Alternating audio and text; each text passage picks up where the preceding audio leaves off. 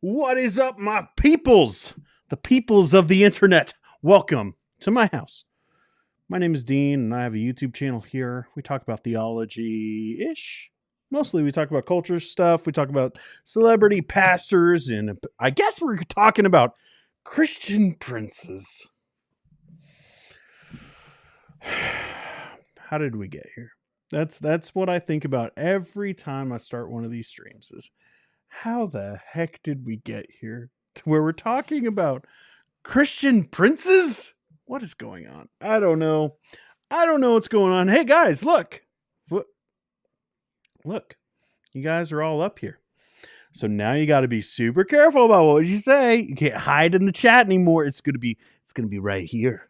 Right here. I've never tried this before.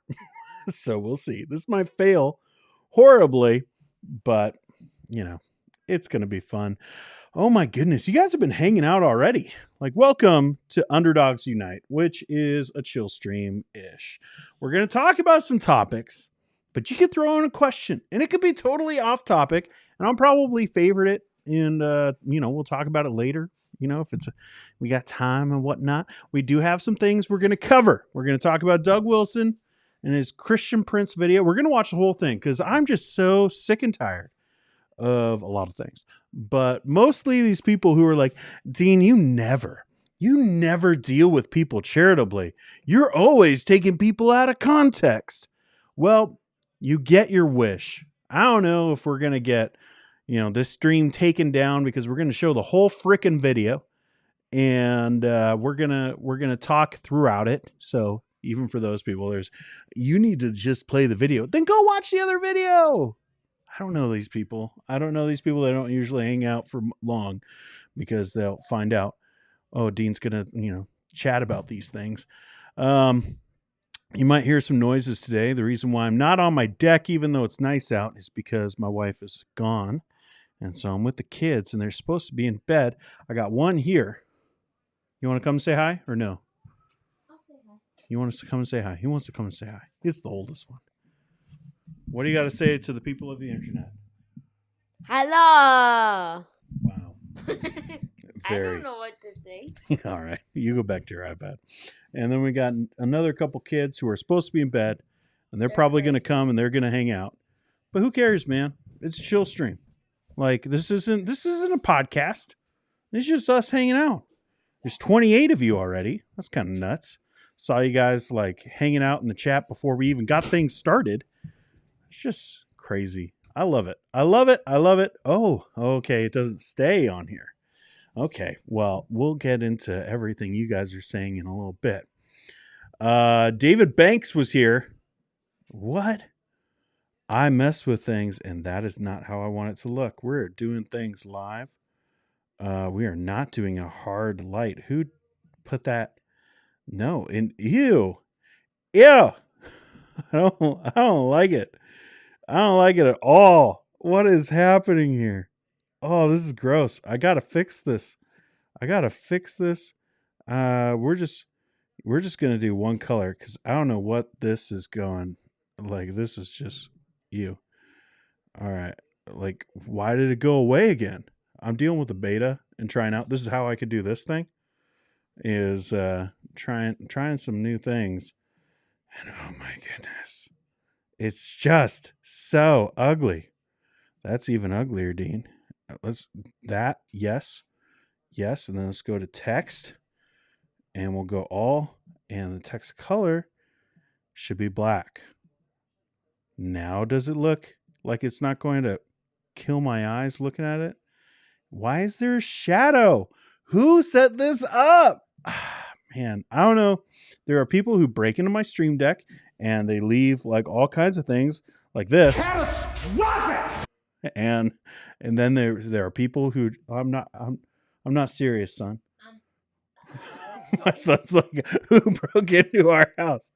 No, I'm just messing with people while I'm trying to fix this. I meant me because I accidentally touched it when I was doing it. You accidentally touched it? Yeah, I was acting like a card was flying. Oh my goodness. You ruined everything. It's time for bed. Where is... Oh, I need to go back into text. And I need to go, boom. I don't want that. I don't want it. Now? Okay, that's normal. It's not how I would like it, but it's as good as we're going to get right now. Welcome to the stream, everybody. David Banks says, oh man, I want to hear this because if this is what good old Uncle Doug is saying, oh, goodness, come on. I steadfastly refuse. Is saying now, it will shortly be being said by all the other talking heads like James White, G3, etc. I don't know. I used to think that. And I've said that in a couple streams. You just wait. Doug Wilson's going to be on that platform. I don't know. They're friendly. We've seen that. I showed the picture of the cross politic guy taking a tour of G3, and they speak over there all the time. They have booths and whatnot, so they're friends. But I don't know. There's been some separation. We'll talk about it at some point. I can't spell is here. That makes two of us. Hey, Mr. Lantini. Hey, how's it going? And Caleb already coming in and being like, I don't know. I'm curious for this episode too, but if genuinely seems like G3 and them are leaning away from the whole Christian nationalism, mere Christendom movement, hoping for the best with those brothers. Yeah, we'll see. I don't know. And Wendy is doing better. That's great. I'm glad to hear that. And who's Dean's fave? Is that Caleb? I just like to take people who are like really easy to, who aren't going to have it go to their heads and like be like, you're my favorite or you're my least favorite. You know, maybe Caleb has gone from the tippy top all the way to the bottom. He said something in his stream the other day. And he was like, this is going to change everything. Oh, maybe it did. All right. Wendy is here and also says, David, so glad to hear that. Was in the ER Monday to Tuesday morning, but God has done so much. Wow. He truly is good and merciful. We're praying for you, Wendy, with all your health stuff. I know how tough it is to just to be in the hospital, regardless of health stuff. Like it's a lot. So we're praying for you. Caleb says, so two things. One, I love that the pre-show chat has really taken a life of its own lately. That's cool. I love that we have a community where we can hang out and do stuff. Two, my feed said from the start 9:15. I don't know. Here's the thing. You guys have to deal with the time stuff. I'm in Saskatchewan. Our time doesn't change. You know, like we just don't change. You know, we're kind of like, no, I'm not going to go there. But we're like Arizona in that way. Like we just don't change. Everyone else changes. And we're just looking at everybody being like, why are you guys trying to be so fancy with your times and whatnot? Making it all complicated. My son laughed at that. Wendy says, hello guys. Dean said 8:15. So we are early. I already liked. Okay. All right. Well, you know, time is in the eye of the beholder, I guess. Okay. I get it now. Dean's favorite viewer. Oh, okay. Slightly came up with another one. This guy. Hey everyone. Hope y'all are having a blessed day. Well, I appreciate that sentiment, but I will say, not my favorite. If you were my favorite, you wouldn't have to say that you were my favorite. You would just know. You would just have this knowledge deep down in your soul, like my oldest knows that he's my favorite. He's not listening. No one listens to me. That's why I talk to people on the internet. All right, you guys are just having a good old time. David's here and says, Wendy, getting better day by day. God is holding me together. I'm glad you're better. Pamela says, I'm also 100% positive you are Dean's favorite viewer. Canada won't let me spell it favorite. I don't know who that is. I don't know. Which planet are you living on, Caleb? I meant time zone. Sorry. A lot of you guys need to calm down a little bit. You guys are getting a lot of hand. Oh, being so mean. Hello. It's a family occasion tonight. You need water? Yeah. Well, it's a good thing you have an older brother who doesn't have headphones on and he can go and do it for you.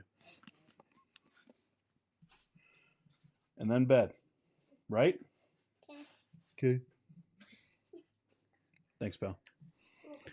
Charles is here and says, I still haven't seen any good scriptural evidence for this future standard bearer. maybe I missed something. It's almost like popular teachers run out of things to be edgy about. Then you get this. I don't think it has anything to do with scripture. We're going to take a look at the video, but I don't think it has anything to do with scripture. It's mostly about philosophy, that there's bound to be, like these waves, they come back and forth, and it's like a pendulum, and it swings. And so eventually it's going to swing the other way. And, the way it has to be, I guess, is this swing toward more Christian ideals. And so when there is that standard bearer, we're all going to know, and we're going to be able to follow this guy. Now, I'm going to put in my candidacy and say I'm the standard bearer. Like I am. Me. It's me. You guys have been waiting for me, and I'm finally here. And I just I'm gonna do a lot of stuff, and you guys should just know that I'm the standard bearer and follow my lead and give me money. Maybe, if you really want me to be the standard bearer, maybe, hop onto my Patreon. No, we're not doing that. Nope, I don't think it's a thing. Lukewarm No More says, living in accord with those 12 standards will help us be worthy standard bearers of the Lord. Then we can be his means of serving our fellow man. That's from President Nelson. Latter-day Saints. No, it's just dumb. But it sounds just like them. Aaron says, I'm good. Just noticing, laughing, and groaning. Oh, that's good. And I like that you guys just like to hang out. So cool. Oh, Jeremy's here. C. Dean is okay. It's about DW again. Let's go. Yep. We're talking about him. We're talking. That's the new greeting, Charles. I like that. Hello, standard bearers. That's, that's pretty good. Good. And Heidi is in the chat and hopping to it. And let's see, what else you guys got? Oh, John's here. I actually like the chat on screen. Then I can read what people are saying without having to turn my phone sideways. Super helpful. Yeah, I like it. Once I get through the opening of just being able to see what you guys have been saying, I think I'll like it a lot more. I wish I could change the color, because here's the deal. All right, this is just for the tech nerds. I'm using Ecamm, which is what I always use. But there is a problem of I have to press the green screen thing. Otherwise you get, oh snap. I like that better, actually. All right, we're leaving it. That's actually, all right. Never mind. So it's just adding it in as another, like instead of your screen share, you can select different windows from Ecamm. And so I just selected the chat one. So for any of the tech people who also have channels, that's how I'm putting the screen, the chat on the screen. Because otherwise, if you do it from YouTube, it looks butt ugly. And I don't do that kind of stuff on my channel. Some of you guys might be like, oh yeah? Oh yeah? Well, why do you have your face? Ugh, so mean. Why would you say that? That's my internal self. David says, hi, Dean. It's been a minute. Hope your family's doing well. Yeah, we're doing pretty well. And pretty much everyone is going to show up in this stream. We'll see if we can get Heather at the end. Let's see. Lucas is here and says, I thought about listening to Doug. Never heard his stuff before. Don't do it. Run away. Just don't do it. No, just don't. Don't do it. He sounds like he's going to be like someone to listen to. But if you listen to him for a long time, you're going to find all the errors. Eventually you will. And I'll save you the headache and say don't. There's a lot of people who are saying the things that you probably like that you would hear from him, but they're actually orthodox. It's a thing. Check out some of my other videos. Jeremy says, thanks for testing it out. I didn't want to try it out. All right. Who set this up? You did, old man Dean. Maybe it was my future self, and I've come back to do this stream. I've come back from the future to be the standard bearer. Or at least during this stream. John Adams says, I broke in. I'm the bringer of destruction. Oh, that's true. Jeremy stole my pencil. Somebody stole it. Actually, I am missing the tippy top my Apple Pencil, and I haven't ordered new ones yet. Let's see. Dean's OCD going nuts. It's just that I like the way things look. That's the one thing I got. You know, some people will be like, Dean doesn't know what he's talking about. And of course, I would disagree, but I'm biased because I'm Dean.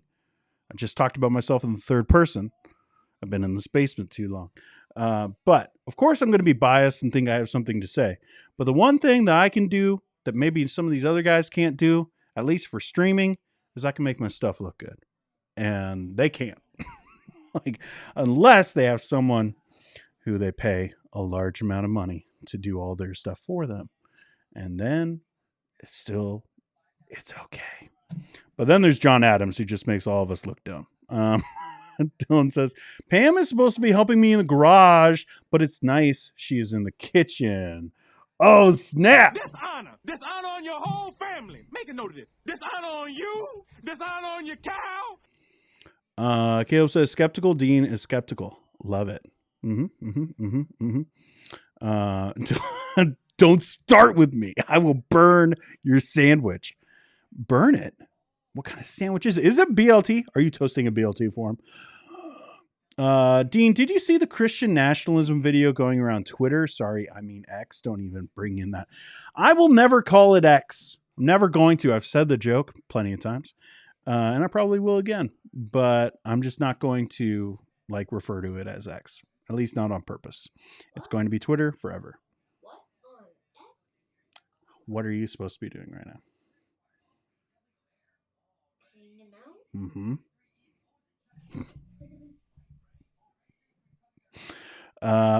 They're always in rare form. Cody says Prince was good and all, but I didn't expect E. Wilson to be into synth pop, honestly. You know, he watched that New Girl episode and he was just like, you know what? You know, maybe Prince is pretty cool. Let's have a Christian one. I Can't Spell says, apparently I heard Joel Webbin remove Dale Partridge from his conference next year. Can't confirm, but that's what I heard. Ooh, snap. We got the inside scoop from I Can't Spell. He can't spell, but he can scoop. Yeah, there's stuff going on. We'll talk about that too here in a little bit. I really just want to get to the bottom of this chat so I could just let it scroll. Let's see. David says our pastor is doing conversation night the first Wednesday in September on Christian nationalism. I'm sure it will be biblical. Get your minds right conversation. I hope that really goes well for you guys. Yes, let's take a number. How many Davids do we got? David. We got tons of Davids. Every time I hear David, it's either a certain creek.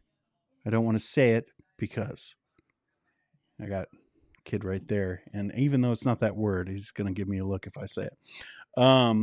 There's that David, and then there's David. And this is where my mind always goes when I hear David. I've said this so many times. So David Collins is sick of it. I'm sure. Joel Wheezy, is that his street name? Caleb says, I can't remember what I said to cause my downfall. Alas, you know what you said.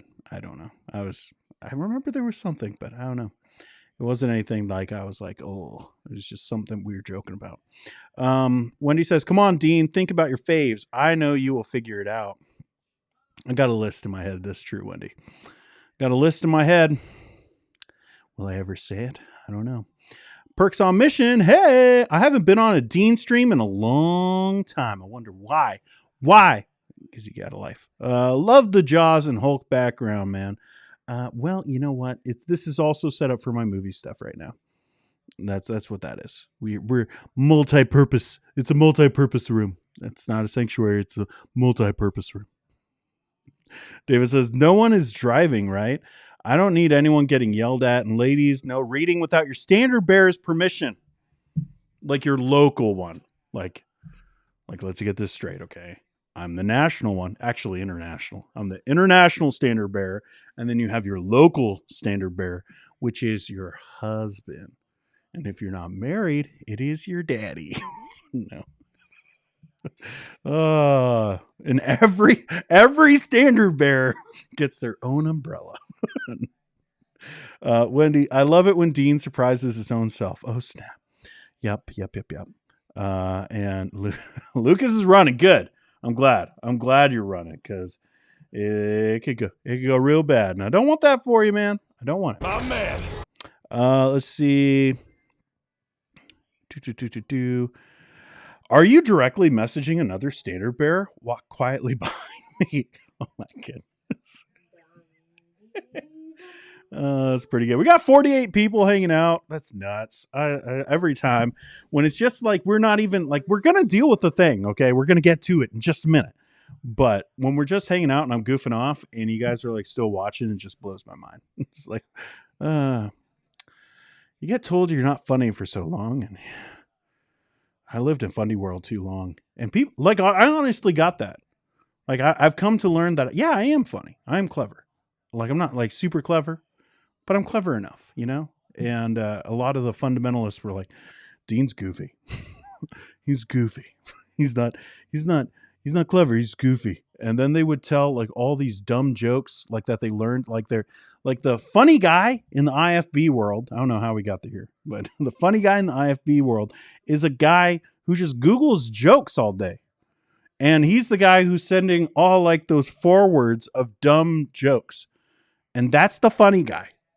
And it's just like, for a while, you're like, you don't know what funny is. And then you get kind of like, I don't know, beaten down by it. And you're just like, I guess I'm not. And then you remember, oh yeah, I could be funny. We could talk about Ken Ham being a failed comedian. Should we do it slightly? No. What stones will you use to slay your giants? I don't know. You know, but we need to. Charles says, idea, standard bearer umbrella merch. We could do that. But it would have to be like these like artisan handles, you know, like and all these shots of like a tree that we didn't chop down, but a tree that like a tree stump with the handle on it. And it's like, yeah, we did that. And it's like, no, you didn't. I don't know whose tree is that. I don't know whose tree that is, but you didn't cut it down. You George Washington. I know history a little bit, just a tiny bit. Dean's favorite viewer says, you're the ones crazy, Caleb, totally all in your head. Oh man. I need that on t-shirt. I'm clever enough. That's right. It's just like, it's not like dang clever, which would be like, that's what it means for me. I use dang way too much, but like, you know what I mean? It's like really clever. I'm not that, but I'm clever enough. I could get by. If we are, that's true. Syndrome said it. You know, when everyone's super, then no one is. You got real interested in that one, didn't you? I was like, what about syndrome? I know that. All right. Kinder says, top of a crevice. Top of a crevice. I don't know what that is, but I'm glad you're here. All right. Here's what we're going to do. We are going to watch a video. Are you ready for this? It's going to change your life. Maybe, probably not. But it's pretty crazy. We keep on hearing this stuff about Christian nationalism, right? Like it's all over the place. It's kind of nuts that just like the space of a year ago, all of us were talking about Christian nationalism, and it was like, what is that? Right? Like what? Wait, I know what Christian is, and I know what nationalists are. Like, well, what do you mean Christian nationalists? A year ago, that's where we're at. And now it seems like everybody's a Christian nationalist online. Like, it seems like there's so many of these guys. But I think what's happening is that they're just like really, really, really loud and vocal and really good at the internet. Like at least being loud on the internet. They're good at that. And so like we're just hearing more and more about it. But as we hear more and more about it, it just keeps getting crazier. It keeps getting just like way out there. Now we're talking about like what would happen, which the Christian nationalism is never going to happen. All right.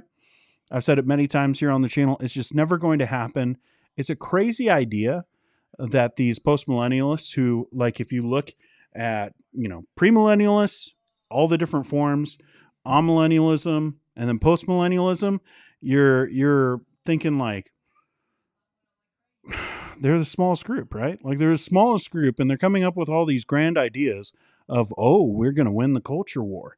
Oh, we're going to take over these countries, and we're going to form these governments that are going to be founded on God's law. We're Christian nationalists. And so as they're developing their ideas of what that could be, again, it's never going to happen. There's such a small group, but they think like we could do this thing. As they're doing that and having these hypothetical wars, they're starting to be like, okay, what would it look like? What would it look like? I don't know. I don't know what you're saying, Kinder. I don't mean to, I see stuff out of the corner of my eye. I'm just going to take care of it. Sorry if that's offensive. But as they're thinking about where they're going with this thing, they're thinking about who's going to be in charge, and inevitably it becomes like, who's going to be the Pope, right? Like that's where this conversation leads to. Like it's who's going to be in charge, who's going to say what is Christian, what is not Christian, right? What is God's law and what isn't God's law? Someone has to have that power. And so some are saying that we need a Christian prince, which whenever I think of Christian prince, She's been looking for an insight in that data forever. Doug Wilson. Hi. No, I'm gonna I find don't. it. Did you tell But her? we're gonna watch I don't this want an video. absolute Here we that go. floats on a sea of red ink, that mutilates little boys and girls, that marries dudes to one It's another. gonna get spicy. And that walks around like it is the civilizational equivalent of the smartest guy in the room, while at the same time being the one that is always bumping into walls and knocking over vases.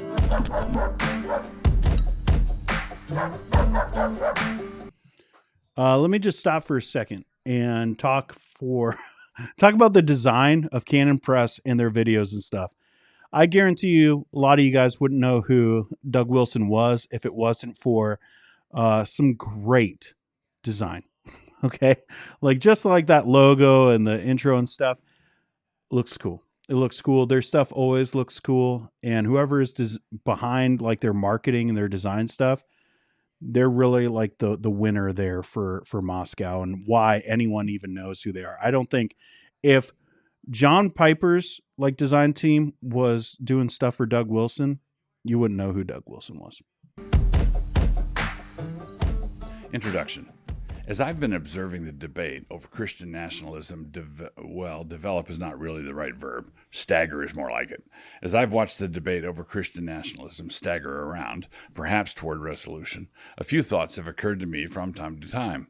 Actually, one basic thought has occurred to me over and over and over again, and so naturally I thought I should tell you about it. When men from disparate backgrounds and perspectives all seem to be sharing the same fundamental misunderstanding, some of them innocently and others not so much, it makes me want to speak to that misunderstanding. I've seen it in Michael O'Fallon, James Lindsay, Tim Bailey, Michael Horton, Scott Clark, and D.G. Hart.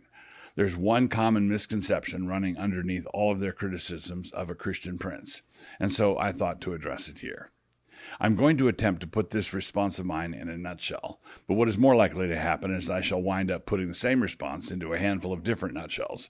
But it doesn't really matter which nut you pick first. It is all the same basic point anyhow, and that is why they all taste like sweet walnut.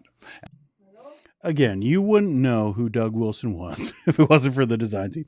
I am so tired. Let me give you, like, this is like people complain about me with this. So, like, I get it. It's hypocritical, but come on, man. All these metaphors is, we're going to, the shell, and we're going to get into another shell, and the shell's going to be inside that shell. It's this Russian nesting doll of shells. It's, oh, my goodness. Just say what you want to say, man. Like, we need some John Mayer in here. Just say what you want to say. And I might as well give you the bottom line now. By what standard? The voice of the Lord. All ethical judgments, in order to be ethical judgments, require transcendental grounding. Otherwise, they are not ethical judgments at all, but rather just the opinions of some guy, or maybe some other guy. In James Lindsay's case, they are just the burbling of certain protoplasmic chemicals, reacting as they always would under these conditions and at this temperature. Whatever the case, they have no authority over me at all. Neither do they have any authority over us being the body politic. Again, in order to be an ethical assessment at all, it requires transcendental authority. In short, there's no ethical authority whatever without a thus saith the Lord. Our secularist experiment functioned for a time as though we could do without his word, but this was merely a sensation, akin to the sensation of flying that was felt by some inventor kid with Batman wings who jumped out of the hayloft. So, ethical judgments require an ultimate standard. But this necessarily includes all ethical assessments of the dire threat posed by Christian nationalism. In short, you can run, but you can't hide. Christian nationalism is the view that we cannot order our corporate lives together without reference to the divine. We cannot govern ourselves appropriately without reference to God. We need him. That is the view. That is what we are saying. The retort to this view, the misunderstanding mentioned at the top, is frequently wrapped up with various examples drawn from the long and sinful history of the First Christendom, the Spanish Inquisition, the Salem witch trials, the 30 Years' War, the 12th century pogroms in London and York, all overseen in some way or other by various Christian princes. So given their record, why are we so hot for Christian princes? Hey? Fair. Like, this is such like saying like, all right, well, it's never worked before. So, like, people are upset that we're talking about maybe trying it again. And it's like, like, we have the Crusades. Like, what was that all about? It was really about political power for Christianity. Like, you can go all throughout church history, and whenever it becomes a thing about nations, like once it goes away from like organizations and the focus of the church, which isn't to make the nations, like the governments, like those nations Christian, it's to make all people of every nation Christian, to make them into followers of Jesus, disciples. Whenever it happens and you're like, okay, it's about the nation and getting like the king, make them Christian. Well, what are they going to do? Well, they're just going to go and persecute some other people. Like, it keeps on happening, you know, whether it's like Christians in these like political positions of power, who, you know, say that they're Christians, they claim Christian virtues and say, you know, I'm a devout follower of Jesus. Oftentimes when it's like that leader who is saying that should be what's happening for everybody, when that happens, it usually means that that's at the expense of others, so that other religions are being persecuted. Obviously very against what the Bible would say for anyone who would be in charge. I'm a Baptist. As a Baptist, I believe that there is a separation of church and state. I see that clearly in at least New Testament principles. So, like, obviously I'm going to be against that. And that's, if you're a Baptist, you can't actually be theonomist. You can't be a Christian nationalist. You just can't. It's definitions. Like, it's part of who you are if you're a Baptist. If you're not that, you're not a Baptist. But it's interesting to hear him say, like, okay, well, just because it's never worked before, you know, these people are saying we shouldn't try it. That's essentially his argument. Maybe one of the weakest arguments I've ever heard. Like, just listen to where he goes with this. It seems like a tough question, but the problem is that there's no real way to bring these historical charges against Christian nationalists without assuming the legitimacy of Christian nationalism. Did Christ disapprove of these outrages? And if he did, then isn't our complaint against these Christian princes the fact that they were being disobedient, that they weren't being Christian enough, that their Christian nationalism didn't go far enough? But if you go the other...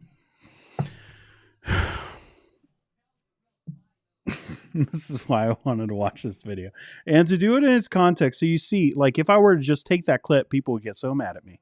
But you see, he's building up this argument of it's never worked before, but the reason why it's never worked before is because it wasn't good enough. Maybe this time we'll do it good enough and that'll solve all our problems. As if, like, you know how to do it. like, let's just deal with this thing and say, hypothetically, it could possibly happen, which it never could. At least where North America is right now, it ain't happening for the next 100 years. There's no kind of, like, these are very small movements. It's not going to have that much sway. But let's go with these guys and say that they got big dreams, and we're going to support their big dreams and say that this thing can come true for them. All right. What they're trying to say then is, because just because it's gone bad every single other time, which, let me say that one more time, every single other time. Every other single time it's gone bad for them. As you're watching this, yep, some of the last old growth shouldn't have trees gone to the in other screen. I'm rainforests trying some new across things British today. Columbia. Trying some new I don't things. want an absolute that floats on and the sea of red ink.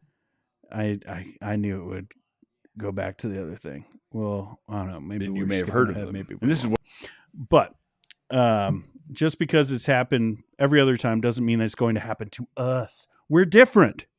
That's essentially their argument, is saying that we're different than all those other guys. What makes you different?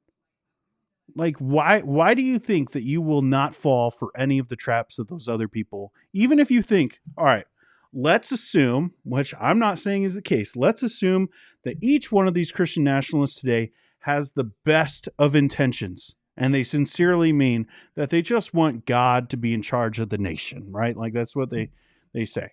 All right, let's go with that and say that they have every great intention with that. And let's say that some of these other guys in the past, that they did too, right? If we're going to give these guys the benefit of the doubt, I think we have to do that with the past too. What's to say these guys aren't going to fall into the same trap as those other guys? What makes these guys today all that much different than, whoever was in charge during the Crusades? What makes them so different? There's nothing, right? You're just saying it is like, who just put it? Sam just put in the arrogance. Yeah. The arrogance to think that you are so much different than every other human that has ever come before you, at least every other Christian human, to say that we won't get it wrong. Like to say like their argument to people saying like, well, it's gone bad every other time is for them to be like, well, we just won't.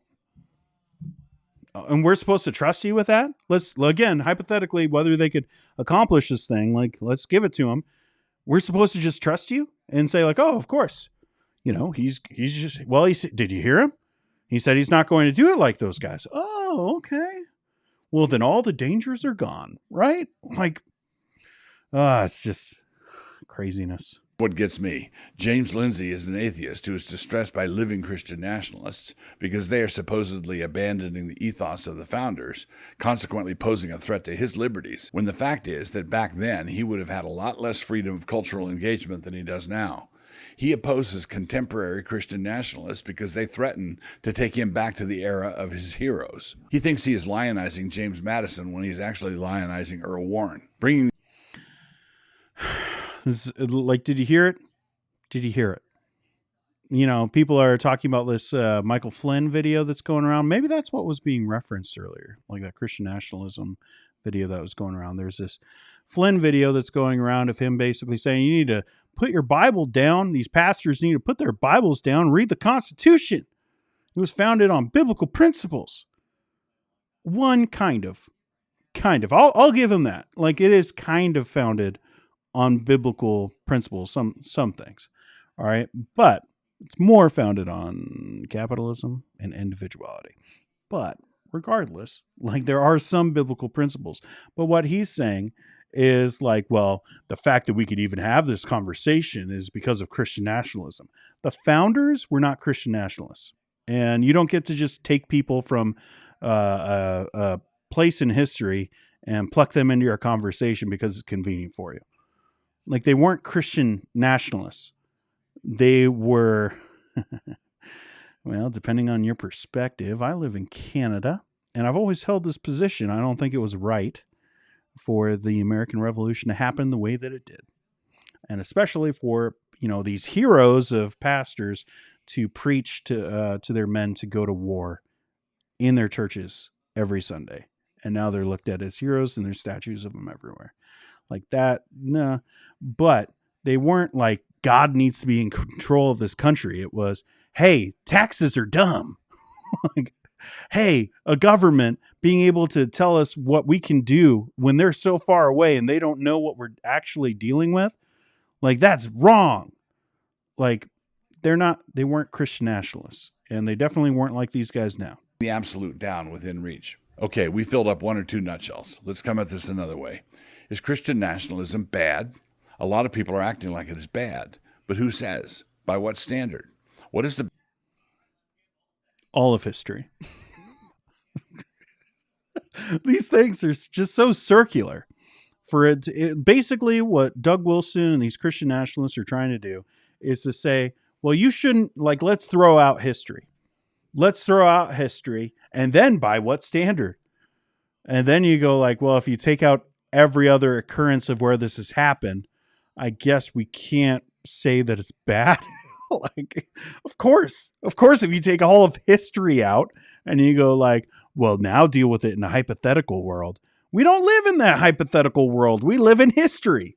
We live in a timeline, to put it in comic book terms, where it's gone bad every other time. So don't do this of like, oh, it's by what standard? Everything that has ever happened. How about that standard? Basis for making moral judgments about any political system, whatever. If the standard of judgment originates from some location below the transcendental ceiling, then the only authority it possesses is that of power. That is why our secularist overlords are acting the way they do. Shut up, they explain. To channel the late Francis Schaeffer, if there is no absolute over society, then society becomes the absolute. But speaking frankly, between us girls, as I look around at this dog's breakfast of a culture, I am disinclined to make it my absolute.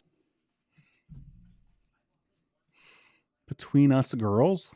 What a weird joke. I don't want an absolute that floats on a sea of red ink, that mutilates little boys and girls, that marries dudes to one another, and that walks around like it is the civilizational equivalent of the smartest guy in the room, while at the same time being the one that is always bumping into walls and knocking over vases. That's not the only two options, Doug. Like, what? No! It's just dumb. Just to basically be like, well, either you're for Christian nationalism or you want all the liberalism. You want every sin that's in the Bible to be legal. That's not what you like. Moderate positions exist. These guys always want to deal with extremes, and it's a straw man that he's building, but it's also just something that they constantly do. And that's part of being an extremist, is that you always assume the other person is on the extreme side. So like, all right, well, if you're not for Christian nationalism, then you're for the devil being president? Like, come on. Instead of talking nonsense. Now, our critics could evade the force of this reasoning by leaning in and owning it.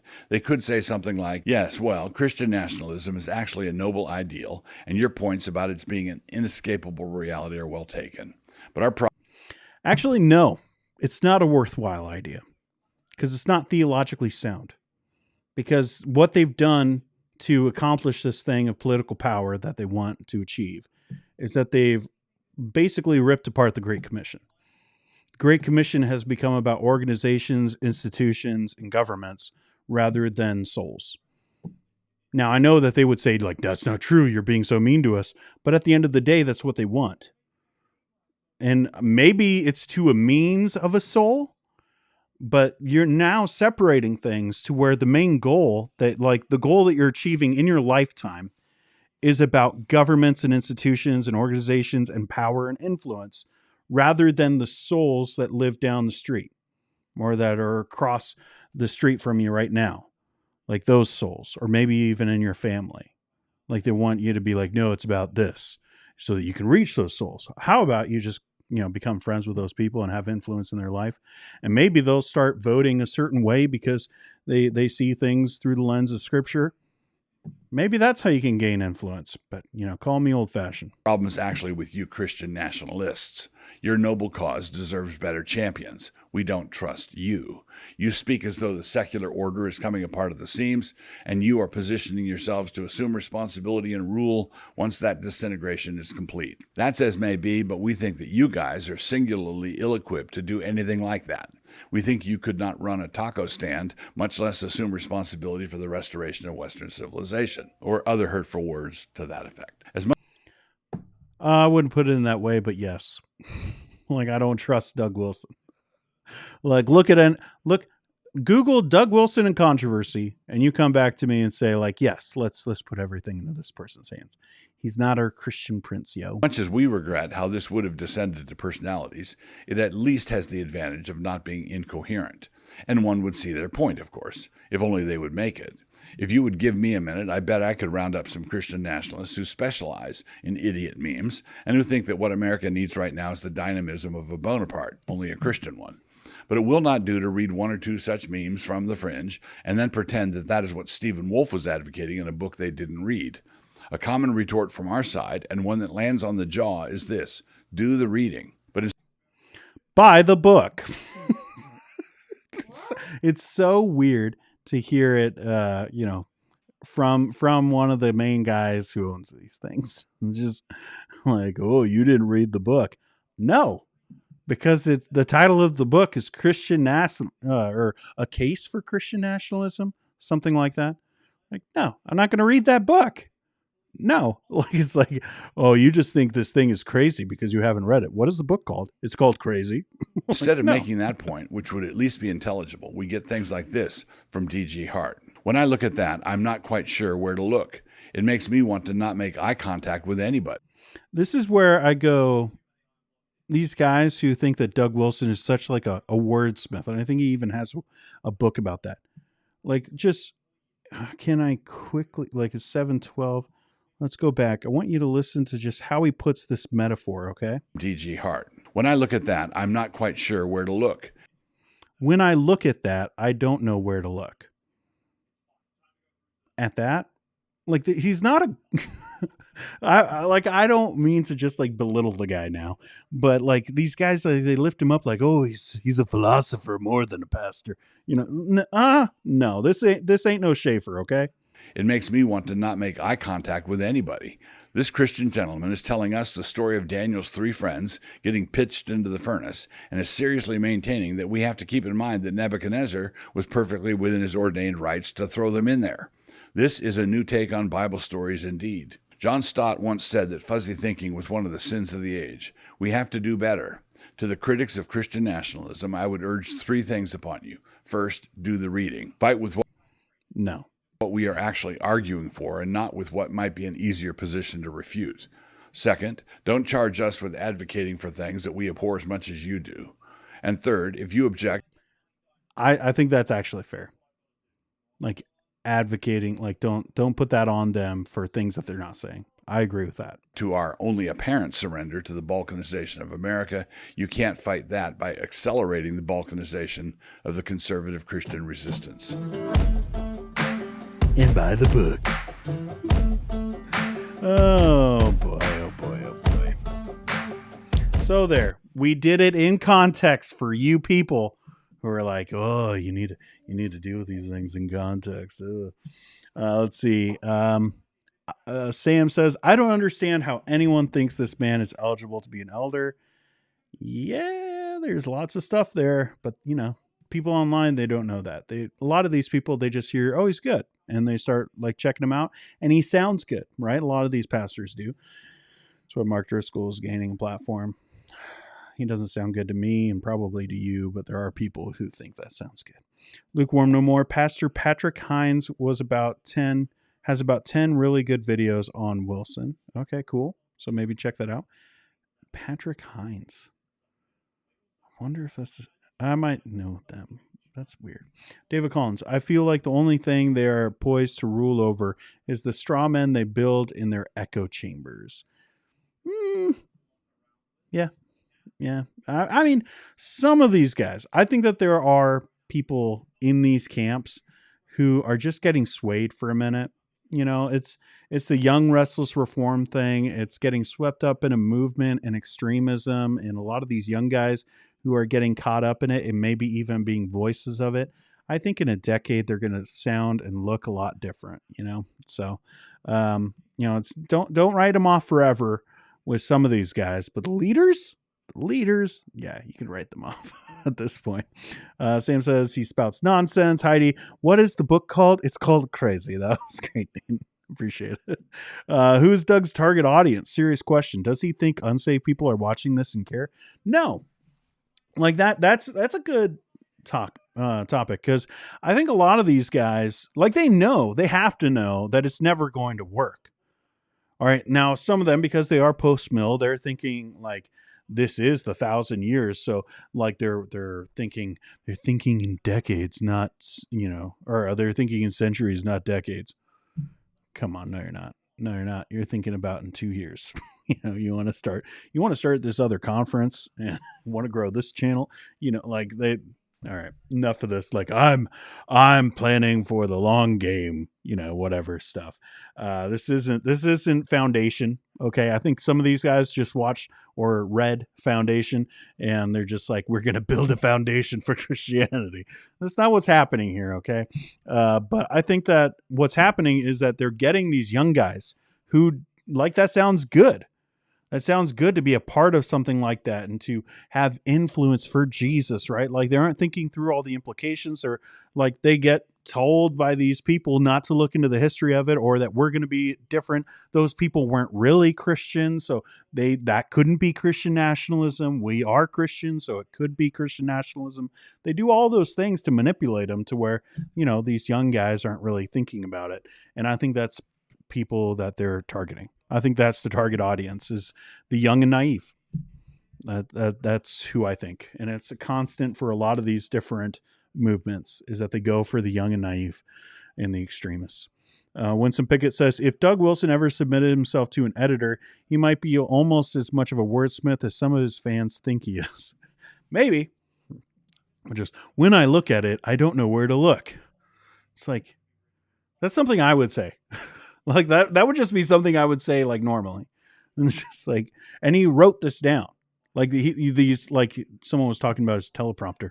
Like, these are all blogs that he has. These aren't him just like talking to the camera and just, off the top of his head or anything, or even something he's memorized and doing. He's already written these things out. And that's, yeah. I'm just saying, if you're like, he's so smart, like, he's, I don't know. Like, there's stuff going on here. Heidi says, we have several guys at our church who love Doug Wilson. The longer they listen to him, the more militant they talk, and the less they seem to make real connections with unsaved people. Yeah. I think all of us know people like that. Like, he does have a huge following. 1,000 years. Yep. I almost broke out into song. Uh-oh. Laurel agrees with Heidi. And Charles says, the more movements... Oh, got a dislike. Oh, no. I said that. He's not a wordsmith. I don't care. Charles says, the more movements take center stage over local churches, the weirder things get. All these movements get weirder as they grow. Maybe my fundy background talking. I don't think you're that wrong. Like, I do think that's probably biased. Same for me, coming from a fundy background. But at the same time, they are. Like, they do. Tyson says, I can't with all these celebrity Christian influencers. There's something to be said about just submitting to the authority of your local pastors and letting them shepherd you, I think. Yeah, I agree. But I think it's fair to, like, build a platform. And, like, even these guys who are going after platform, if they're qualified for it, if they're, like, qualified to be an elder and they want to, like, build a platform, I'm all for it. If you're qualified to teach, because I think if you're going to go on to, like, because a lot of these guys, they're not doing what I'm doing. Like, they're not just, like, hanging out with people and just kind of reacting to things. Maybe they do that a little bit, but most of the time they're claiming to be authoritative teachers and to know their theology and to be so educated and, like, all that kind of stuff. Well, if you're qualified to teach, I think that you could do that. As long as, it doesn't get in the way of other things, and as long as you're not being a jerk and you're not being manipulative, then yeah, I'm fine with that. I think that we should have Christian influencers, and it's inevitable that we're going to have celebrity pastors. Now, the whole, like, spending, $200,000 a year on travel for your celebrity pastor, and, like, the cars and the shoes, preachers and sneakers and stuff like that. That obviously there's so much that can go wrong, but I think it's inevitable that we will have Christian influencers and celebrity pastors. It's what we've done, right? There are names in history that, Augustine in his time was a type of celebrity pastor. He just was. Like, there's no getting around it. Like, we have figures that just rise up and, sometimes it's earned. That's what I was talking about on Underdog Theology on Monday, is that, like, some of these guys are working really hard to get it, and it's okay. They're just, working hard. Some of these guys are, like, going about it completely wrong, and they're just trying to build a platform, and they don't care who they hurt along the way. And then some of these other guys, it just happens for them. And I'm fine with that. Like those categories where it's good, but it's not everyone. That's for dang sure. Dean's favorite viewer says, I do want to point out that many post-mill folks are not Christian nationalists or theonomists. I'm post-mill, but don't agree at all with these men. He's lying. He doesn't know. Yeah, that's a good point. It's like not every post-mill is this way. I think it was like a couple weeks ago we were talking about that, and there was quite a few people in the chat who were here regularly and are post-mill, and they're all like pretty normal people, I think. I don't know. Maybe you got to be a little weird to be in this chat, but I think like they're pretty normal. But then like these famous guys, like they kind of just give everyone a bad rep, and it happens in every theological camp, right? Like you just have those guys that's just like, all right, but I'm like, for me, I'm a Calvinist, but I'm not that kind of Calvinist, like that's where my mind goes. David says, this is the path to being a judgmental ivory tower jerk. This is patently anti-gospel. Aaron says, it's crazy how loud that militant camp is getting, though. Yeah, they are getting really loud. It's unnerving. Tyson also says, yeah, I think qualified influencers are fine as well. It just takes wisdom if an individual decides to listen to them or consume their material. Yes. And honesty from the side of the content creator and like pastor, celebrity pastor, and all that stuff, to not misrepresent themselves, because some people really do. Heidi, the parachurch has allowed women to use their gifts in ways that their local church won't. Yeah, that's true. That's true. There are some benefits there. Lukewarm no more. Jonathan Edwards was one. Yep.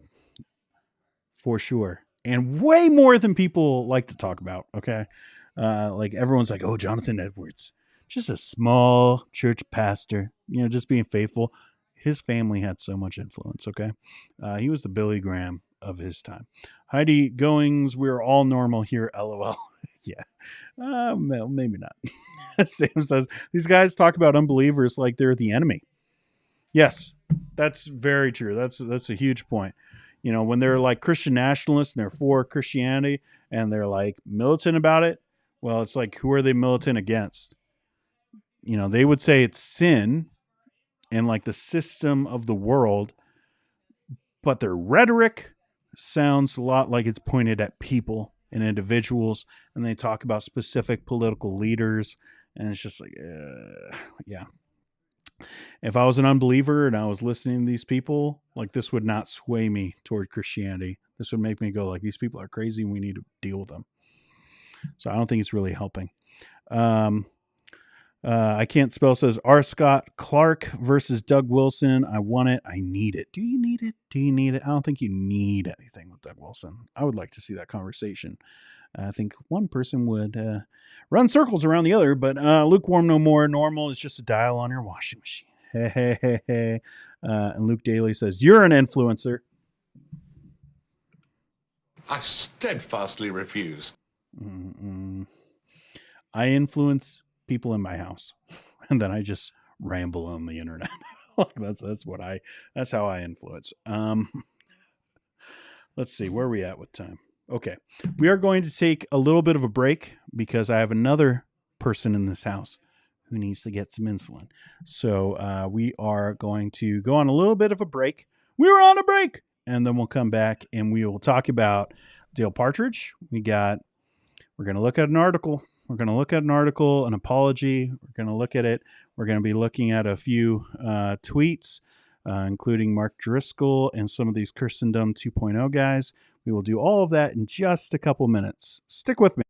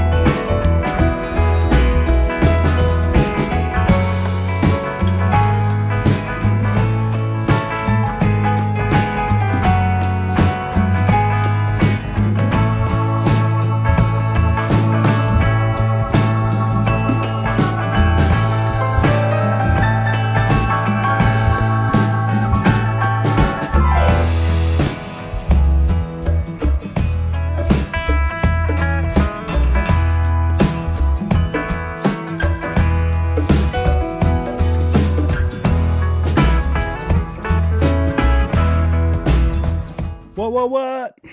How's it going, everybody? Thanks for sticking with me through the little timeout there. Just gotta keep on schedule. Gotta give the guy his insulin. Let's see. Heidi started a conversation. Well, I see Dane's favorite. Dean. I know how to say my own name. Dean's favorite viewer said, "All right, guys, Dean's away, so time for me to say something controversial. Ken did nothing wrong in the Barbie movie." That's a hot take.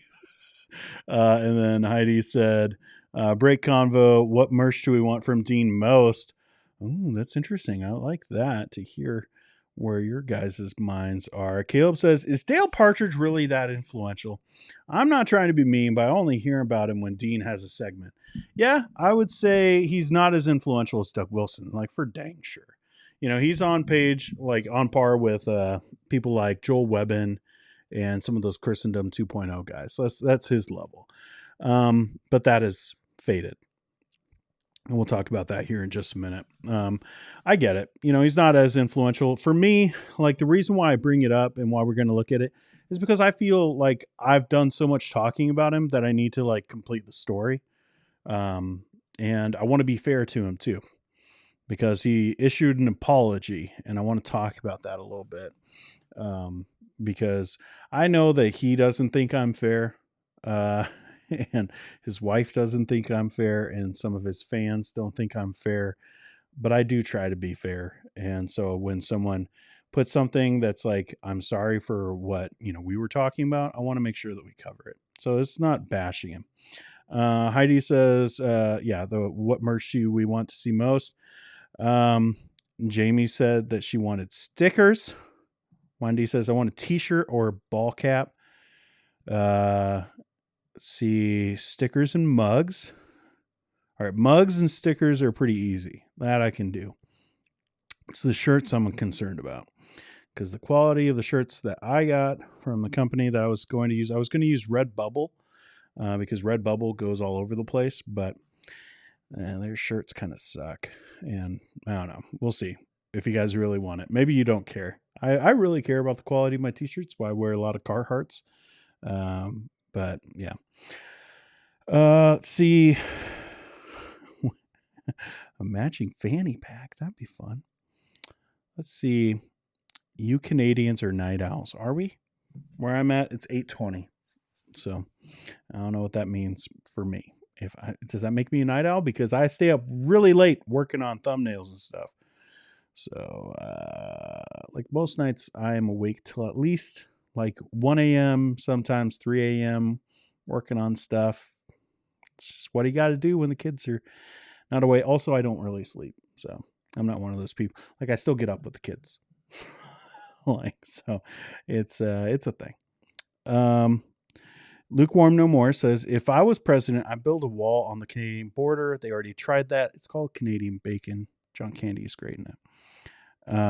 Plot twist, I actually haven't seen the Barbie movie. I don't think any of us thought that you had. So I don't know if that's like a plot twist. But, cool, man. It's a fun movie. I did a video today. I released it like at 9:30 last night. Probably a bad move. About Greta Gerwig and her directing stuff. So Sarah's here, says, hi, Dean, hopping in to say hi and give a like. About to head to bed. I'll catch up on the replay. Cool. I have buttons I could do stuff with. Good. Yeah, 3 a.m. star. 3 a.m. sometimes. Just how my body works, I guess. It's all the rock stars. And I had some family go down to the States, and they brought me back vanilla Coke. Mostly my wife. She loves vanilla Coke, but I grabbed one. It's really good. The smell of it is like pure nostalgia for like 2005. We don't really have vanilla Coke up here. It's very rare to find it, at least where we are. Anyways, you don't care about that stuff. Let's look at some stuff. Okay, let's go over here and let's bring this in. All right, let's talk about Dale Partridge. Because he, I guess, is done online. like, obviously we've talked about him for a long time, and then Christ is the Cure came out with some podcast stuff about him and some concerns, the same concerns that I had. And people started finding my videos and sharing those videos, and people were upset about Dale Partridge, being really deceptive about his education. And so he tried to put out a couple statements where he was like, no, it's not that bad. It's not what I meant. You guys misunderstood me, like all that kind of stuff. And then like right before he went on paternity leave, he had a kid and has been off the internet at least a little bit. And right before then, he had a couple articles where he was like, this is why I've changed on these positions. This is why I said what I said about my education, and some repentance, he said, on these things. And I had said, like, last week he issued another one. He said, like, maybe I wasn't as clear. I was deceptive, and there was purpose behind it to make it look like I was more educated than, I am, and stuff like that. And I told you guys like that I was going to, like, I had a tweet made, and it was just sitting in my drafts of like being like, thank you. Like, cause I do appreciate it when someone is called out on being wrong and like actually owns up to it. Like, I really appreciate that. And so I was about to be like, thank you for saying that. And, I think that's a pretty awesome thing to publicly apologize and do it in the right way. Cause I felt like the first couple ones, not that I'm the apology police, not that I can look into his heart and know whether it was genuine or not. But for me, it was still like some of the wording that was just like, I don't know if it's just this guy, he just talks this way, but it seems like he's trying to act like it's not that big a deal. And, whatever. That was the impression that I got. But this last one, like a week ago, I was like, okay, this seems like legit. And then he went on a rampage all week, like just, again, a lot of the same stuff that got me looking into him at the beginning, and like demeaning women and talking about how everyone is wrong except for him. And like, it was just a lot. And I was just like, well, delete, delete this thing. And then I guess he had some conversations with some of these Christendom 2.0 guys. I get told stuff. And I never want to like look like I'm like this guy that people who come and bring me stuff. I don't have the scoops, and I'm never going to talk about what they say here, like what they tell me in messages. I'm not going to come on here and tell you guys this, like, because that's their personal stories, and I'm not going to divulge that stuff. And also just like, I can't confirm those things. Like, again, these people like are always like, Dean's such a gossip online because he talks about these things. I only talk about things that are public. Like, I got a lot of stuff that people tell me, but I don't know whether it's true or not. And I'm sorry if that's one of you guys who sent me stuff and you're like, are you calling me a liar? I'm not. I'm just saying there's like no way for me to like be able to verify that. I'm not an investigative journalist, or I'm not trained in any of those ways. I've got an MDiv. Okay. Like that's what I know. Like, I can't do that kind of stuff. But like, so I don't talk about that stuff, but like I had heard that there was going to be some stuff that was going to happen, and it looks like it has happened. So let's take a look at what Dale put on his website for Relearn. Last month, I published a statement of repentance concerning the misleading language used in my biography regarding my academic credentials. This misrepresentation led many to believe I held a degree when in truth, I had only completed a graduate studies program. During this process of humiliation, I believe it. I bet it was super embarrassing and you just didn't want it to happen. I understand. I believe that God's grace and ongoing sanctification have revealed the root issue of my sin. What might not be widely known is that I entered into ministry in 2017 and was born again just a few years before, in the fall of 2014. That's what he's saying. I know that there are people saying like they went to church with him and were involved with stuff, and they've made those things public online. But this is what he's saying. He got saved in 2014. Prior to this, I was recognized as an entrepreneur with a substantial presence on social media. My reputation was built on my marketing skills, which I employed to help build organizations with compelling brands and effective advertisements. It was only through a recent heart-to-heart conversation with a trusted friend and pastor, Joel Webbin, that I grasped the core of my issue. The marketer's greatest temptation often involves exaggeration and embellishment, which are commonly used in the business world but have no place in the realm of ministry. That's a huge statement. So I want that's really, really, really big. All right. Often involves exaggeration and embellishment, which are commonly used in the business world but have no place in the realm of ministry. However, when the brand is you, online communication can turn into a breeding ground of temptation for subtle but sinful exaggerations. And these exaggerations in biblical terms are called deception. Regrettably, I have failed here. However, this profound realization has allowed me to finally address the root of this problem head on. While there are accusations about me that are false or unfair, which he says are some of the things that I've said, so I don't know what those are specifically, but whatever. There are also others where I have truly sinned and by God's grace repented. But in some instances of genuine failure, I have returned to my usual activities too soon. No more healing the wound lightly. I want this sin to be fully put to death so that I can work unhindered for the glory of God. Therefore, after several conversations with our church leadership and our ministry's board of directors over the past 2 weeks, they have advised and approved a plan that embodies repentance not only in word but also in deed. Here I've outlined several activities I will be suspending to eliminate the temptation of embellishment and welcome increased accountability as I grow in this aspect. So activities I will be suspending. I'm not going to read all of this. You can go on to relearn.org and see it there. But he's not going to be planting his church. He's going to continue as they are. So we had talked about, it's interesting that he's changed his position to planting like an established church with a building when, he built an entire ministry off of the idea of, doing house churches. And I thought those things were connected, and apparently he did too. Reformation Seminary. We've chosen not to accept any enrollments for the seminary until 2025. So I don't know if they're going to change it. I think they should change it. I don't think if you are not an actual seminary, you shouldn't call yourself a seminary. I think it's a very misleading title. But it's not just him. There's like tons of those online course things, and they call themselves a seminary. It's like, that's not a seminary, bro. But we'll see. It does say we will reposition this institution as an academy and directly linked it to our local church. Speaking engagements and conferences.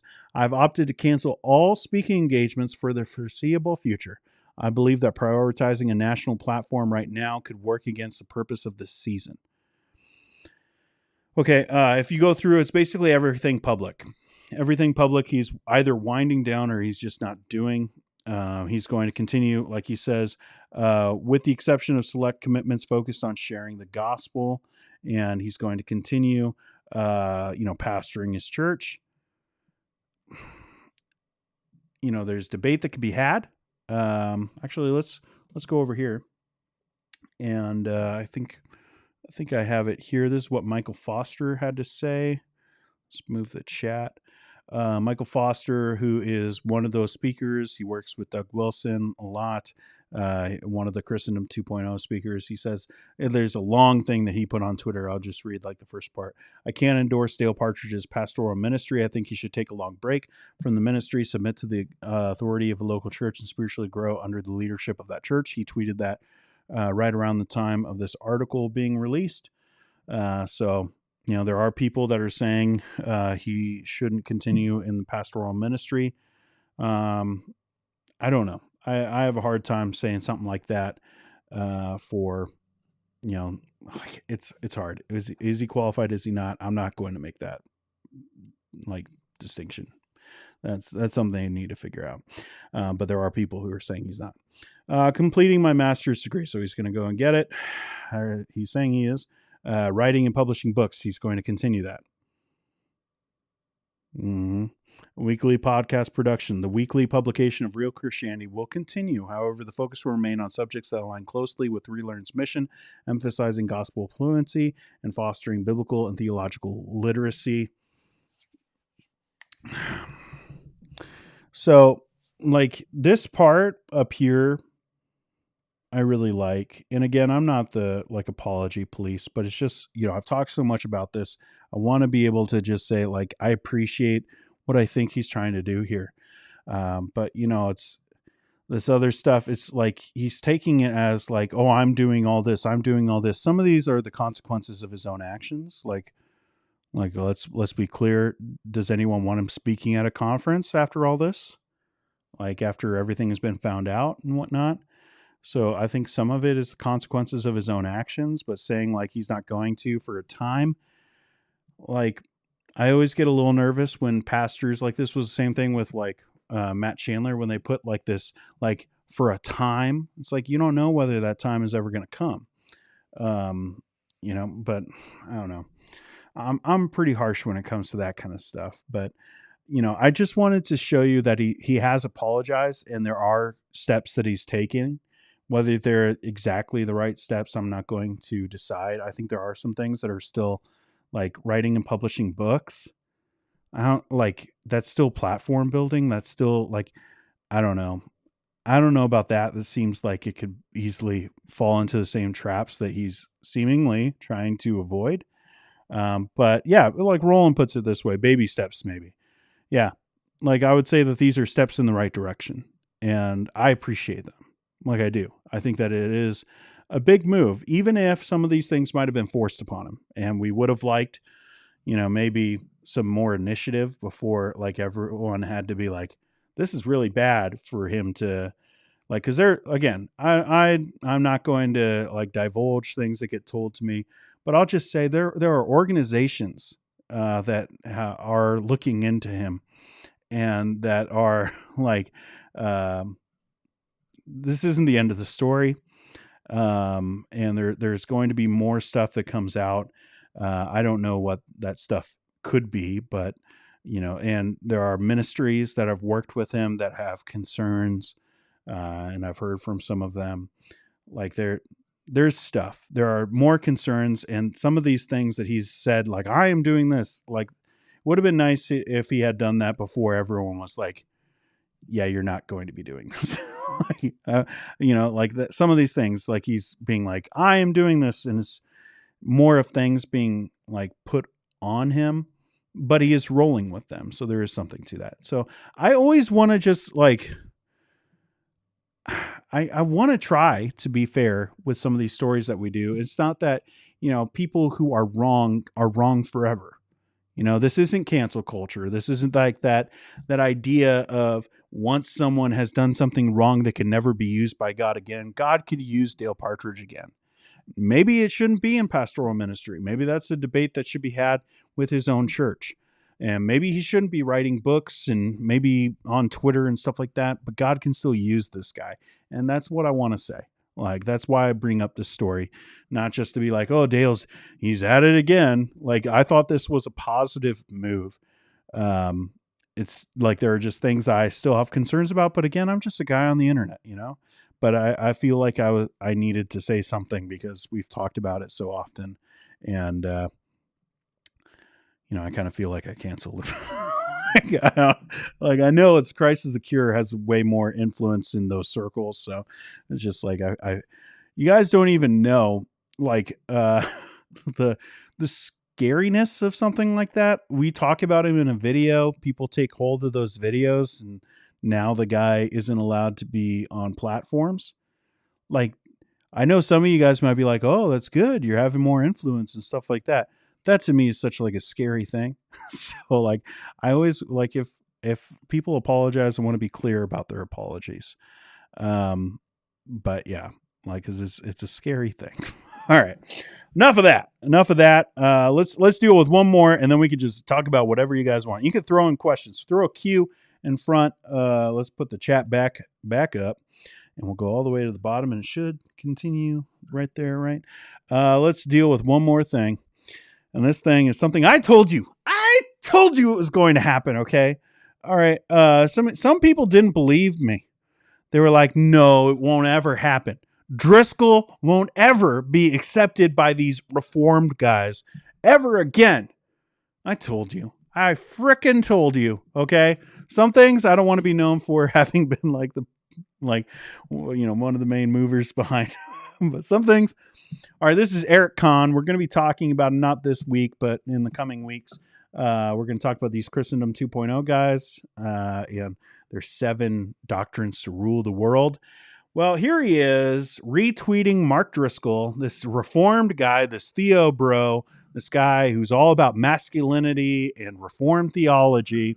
At least that's what he says. At Pastor Mark said, if your pastor is woke, get the HE double hockey sticks out, because kids watch. That pastor is backing you off a cliff. Don't follow. Stark contrast to the Chandler Duncan videos going around. And then he also did a podcast on his Patreon, which obviously I'm not going to pay. But he did a link where he was saying, like, when we talk about Mark Driscoll and his heaters, like, he is talking positively about Mark Driscoll and saying, like, oh, this stuff is great. So for those of you who are like, why do we need to keep on talking about Mark Driscoll? Because it's history. It's going to repeat again if we don't talk about it. And these reformed guys who, like, they say they're reformed and they're all for masculinity and Christian nationalism, and they're starting to become more and more influential. They're willing to, like, give this guy a bone and be like, yeah, like, we like him. We like what he says here. And they're retweeting his stuff. It's only a matter of time, guys. Only a matter of time, unless they are publicly shamed for this, that they're just going to continue to embrace Mark Driscoll and teachers like him. And it's just, just wanted to show that. We'll probably talk a little bit about it more on Underdog Theology at some point. Let's see what you guys are saying. Raymond says he likes me. I appreciate that. Yeah, lukewarm no more. Was Dale Partridge calling Foster a professor? Yes, he put up a thing saying that Michael Foster and Joel Webbin were professors at Reformed or Reformation Seminary. They weren't. They had no idea that he was going to put that up. And they said that they had agreed to teach an online course, like a video series. And he was saying that means that they are professors.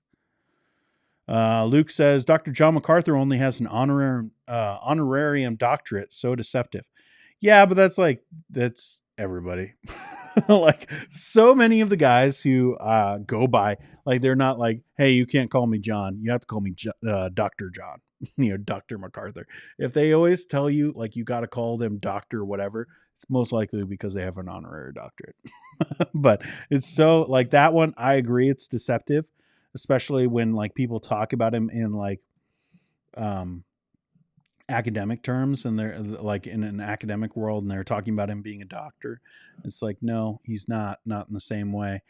He is smart though. He's a smart cookie. But no, he doesn't have a real doctorate. Neither do I though. Lamp and Deep Waters. A lot of Megatree these days are getting tires from the sales department to be running their satellite ministries. I don't know what that means. Let's go down. Dean, where are you on Greg Bonson? I don't remember who that is. I think I've been asked that before. I don't remember who that is. Like, the name is super familiar, but I don't remember that person. Dean's favorite viewer says, what's sad is that the more I read from the OG reformers, the more I realize that they had a much higher, more respectful view of women than these modern Theo bros. Weird that old school men were better. Yeah, you look at what Martin Luther said about Katrina, however you say her name. Yeah, he talked positively about the female gender. Heidi says, I almost didn't join tonight. I thought it might be too much theology when I should be drinking wine with other women. Did you see Joel Webbin tweeting about women not studying Sproul, I think? I have a screenshot of it. We'll talk about it at some point.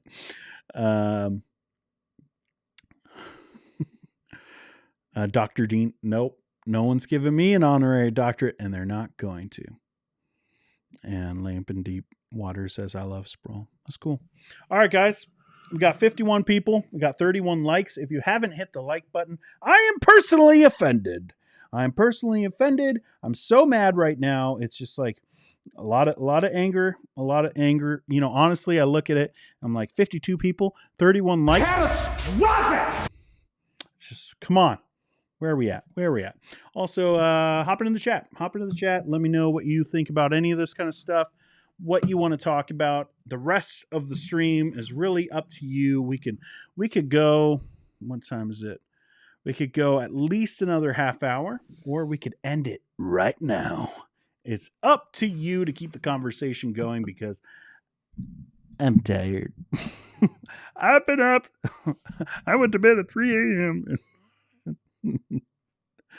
I can't spell. Psalm 37. Don't fret when the wicked prosper. I mean, yes, but also we have means to be able to talk about why they're prospering. So we could do that. But I hear what you're saying. Charles says, question, is Driscoll embracing Reformed theology again? Just wondering. Not to my knowledge. Someone was sending me stuff and saying like he is embracing Reformed theology. He said this and this. I haven't looked it up yet. But to my knowledge, no, he did say that Calvinism is trash. I think he literally said that. It was either trash or garbage. And that anyone who is a Calvinist is only a Calvinist because they have a father wound. So it's pretty hard to come back from that. But maybe. Rutro. We could do that. Rutro. Dr. Sproul is my favorite contemporary theologian as is Dr. Sinclair Ferguson. I never had a husband and my father is dead. What shall a single woman do? Submit to your pastor. There are people who say that, guys. Like the umbrella gets passed from the husband. If there's no husband, it's to the father. If there's no father, then it goes to the pastor. That's a real thing. And I know real people who are struggling with real situations about that very thing. It's a crazy world. Zach says, Greg Bonson is a theonomist, post-mill, and presuppositional guy. He picked up the torch that Cornelius Van Til passed. He was a student of Van Til. Sproul is my favorite. Cool. I probably have read books from him, but I don't remember his name. So obviously he wasn't that influential for me. So sorry. Heidi says, Dean's favorite viewer. There are some pretty insulting things the fathers said about women too. Ew. We don't want to talk about that, Heidi. My favorite story of Luther is when Catherine dressed in black when he was depressed because God must have died with the way he was moping about. And brightened his day. We men need a wife like her. That's pretty great. Luke says to end it. That's so mean. Like, you got nothing worthwhile to talk about anymore. Just end the stream. Ouch, Luke. That really hurt my feelings. Big yikes. No, it didn't. Danny, or don't end it. So we got, well, should we not? It's really up to you. Danny is here again, making my beard feel so insecure right now. If you don't hit the like button, you support Doug Wilson. I didn't say it. He said it. Okay. Maybe it's true though. Maybe it's true. Danny. My man. Pamela says, Dylan and I are setting up our garage sale together and enjoying trying to figure out who is the Christian prince. Well, if it's not me, then I don't care.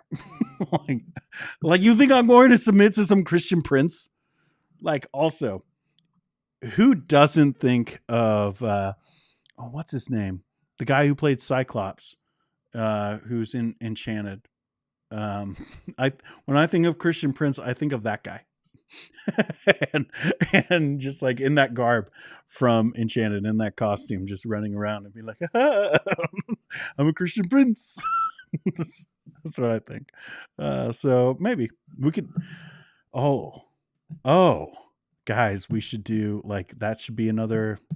That should be a segment. The Christian prince and like, what is he doing? Although that Calvinist dude, I think is that maybe I'm just putting the pieces together now. Is that what he was going for with wearing that king thing and him issuing his thing to Doug Wilson? Guys, I'm getting really tired of people thinking like some Calvinists are like actual Calvinists. Sometimes I try to be nice. Sometimes I let things loose. not every Calvinist who says they're a Calvinist is an actual Calvinist, and some Calvinists have only been Calvinists for a little bit, and they get enticed by other leaders who look like they're Calvinists, and all of a sudden they're having debates with Doug Wilson and saying that he's like super great. Let's move on. Dean, are you drinking a 30-year-old Coke that looks faded? It's gold. It's gold. It's golden. It's gold. Vanilla Coke is so good. It really is. It's what, I don't know. I haven't been down in the States in a long time. We had family come passing through, and so they picked up some, and we're big fans of Vanilla Coke here. Rolling. Question. I just finished reading the book Dune. Have you seen the movie? Did you like it? I love Dune. I love Dune a whole ton. Denis Villeneuve is an incredible director, and I loved everything about Dune. One of my favorite movies of the year. I think it was my favorite movie of that year. And Dune 2 is my most anticipated of what's left in the calendar year for movies. So big fan. I have it on 4K. Just watched it just a couple weeks ago to, get myself ready for the next one coming out in a couple months. Wendy says, I don't have a pastor either. The last two were horribly abusive. That's awful. And I'm sorry that you've been through so much. I'm trying to think of who gets the umbrella now. Do you have like a cousin? Like a male cousin? No, I'm just kidding. Just a second. I need to pause this for a sec.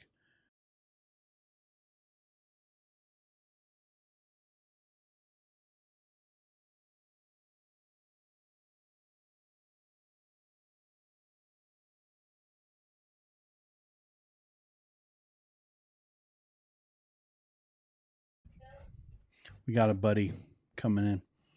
He wanted a hat. What hat do you need? What? Oh, your hot hat. Which means red. Okay. Night-night, boys. My middle son, who's autistic, he's all about hot and cold right now. So he likes to wear hot clothes, which means all red, and cold clothes, which is all blue, of course. And he's very concerned about those things. You were supposed to be in bed, dude. Come here. Yellow battering. Yellow battering? That's so cool. Are you still playing? Yeah. It's time for bed. I'm going to come up in a couple minutes, okay? All right. Say bye. Bye. All right. Head upstairs. Go to bed. They're cute. They're supposed to be in bed, but they never actually fall asleep until right around 9 o'clock anyways. And we're okay with it. Let's see. Dean, you can't tell me what to talk about. You aren't my standard bearer. I'm your international standard bearer. That's what I want. I want a t-shirt with that. International. But we'll do just the consonants. So it's international standard bearer. Not universal. Like that's someone else. But international. Hey, can you shut that door? I don't know if they heard me or not. Well, at Heidi, my first pick is Driscoll, 5 stars. What is this? Like, what did Heidi say? I want to know. Okay. Well, we're just going to go with it and try to see if we can catch on. Heidi, my first pick is Driscoll, 5 stars. Then Eric Kahn with 4 stars. Joel Webbs with a strong 3 out of 5. And up-and-comer James Coates with a solid 2. Aw. He gets 2 gold stars. It might be Dean Lentini, though. I mean, Lord only knows for real. Who? What? Oh, for the Christian Prince. Right? I don't know. We're not doing that here. We are not having that conversation. Dylan says, I think Brian Wilson's theology was a little better than Doug Wilson's, but I do think their view on women are a bit different. Brian, I wish they all could be California girls. Doug would disapprove. Very against California girls. I don't know. I'm more of a Kokomo guy. Dude, don't even get me going. I put it up there. It wasn't down here. But I've got Pet Sounds on vinyl. My mom's favorite record, and made sure that it was playing in the hospital room back in the day. Dean's favorite viewer, John Calvin, straight up says in his commentary on Ephesians 5, a man who does not love his wife is a monster. He didn't call out physical abuse because he went straight with the cause of abuse, lack of love. Yeah. Heidi says, Dean won't let us hear his dad voice. Yep. You don't want to hear it. Like, I will break this microphone, man.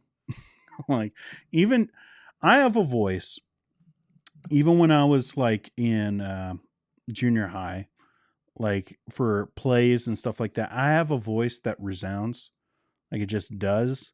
Like, it's not like a unique voice. I wish I could have done something cool with it, but it's just a really loud voice. So I could boom. And so, they're upstairs, so I need to boom in order to get their attention. And I'm Italian, so we do a lot of that. I have the Dune novel. Only read up the point of Paul and his family moving out into their castle on Arrakis. Been a while, so I'll need to restart. Yeah, I read the original Dune novel, and then I kind of picked and chose, how do you say that in the past, of the other ones. It got really weird, man. It got really weird. There's Bat Boy. Yeah, he was Bat Boy. He's very, very proud of his yellow batarang. I don't know if you heard that in the microphone, but he's very proud of that. We all want hot hats. Red hats. He's very about it. That little dude was awesome. I think they're all pretty cool. I'm big fans. Big fan of all of them, except for right now. Gotta mute you again.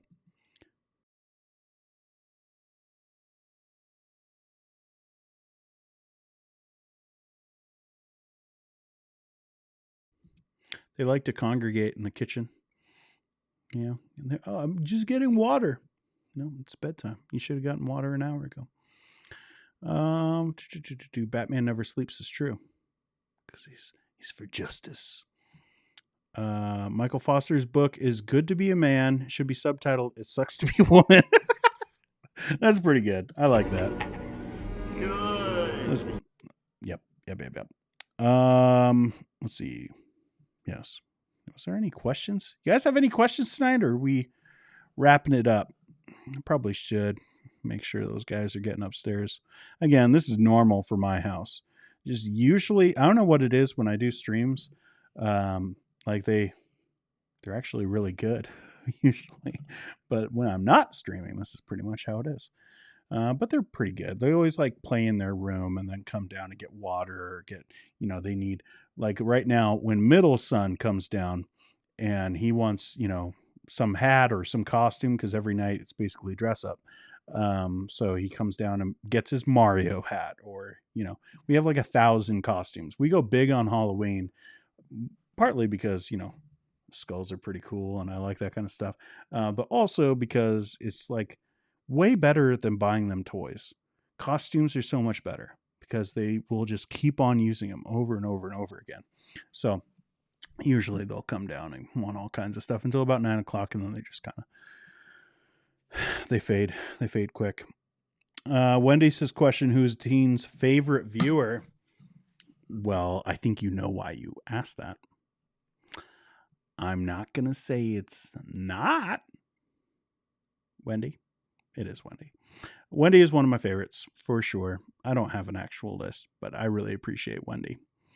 And, I appreciate all you guys hanging out. Even when you don't hit the like button, 51 people, y'all jerks. There's someone who already has been told to hit the like button, or, not told, like, again, I might be the standard bearer. I might be the Christian Prince. But like I'm not your authority, but I'm just saying, like, you should do it. You should do it. But you'll hear it. And then, like, there are so many of you guys that are just like, well, now I'm definitely not going to, Like, what you gonna do now, sucker? You gonna come through that screen? Yeah, I frickin' am. Hit the like button, dang it!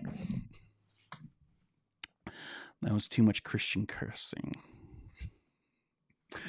Does anyone have any problem with that? That's something I would like to know. Does anyone have any problems with dang and darn? Like, I mean, like one thing, if like kids are around, you might not want to, because then they'll just use it all the time. It's like, other words. But like, do you guys ever get offended at Christian cussing of darn and dang and heck and stuff like that? I'd be curious to know. Let's see. There was something right before that. Answer, me. Well, technically yes, because you named yourself that, which is a little presumptuous, but whatever. Roland, question. If you were trapped on a desert island, I love questions that start with that. It's one of my favorite things. With only one book, what color of t-shirt would you want?